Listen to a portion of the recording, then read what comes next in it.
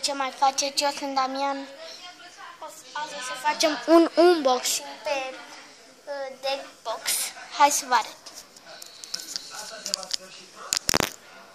Acesta este o cutie în care ținem cărțile. Uitați, Ultra Pro. Scrie aici www.ultrapro.com 2008 Ultra Pro. Da. Hai să vă arăt ce am în N-am nimic pentru că n-am cumpărat cărți.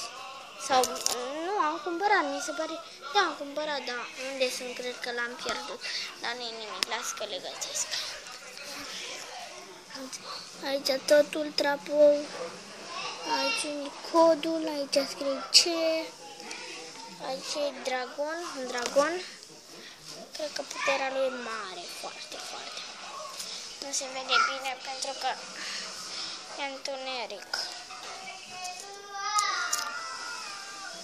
Deci, uitați. Ia uite ce e. Foi, multe foi.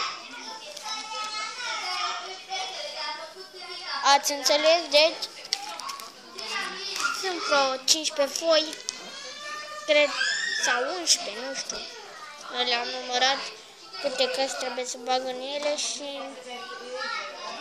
după ce le-am pierdut, da, las că să le găsesc eu.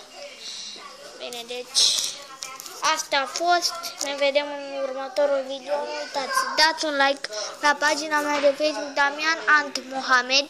Mersi pentru vizionare. Pa, pa!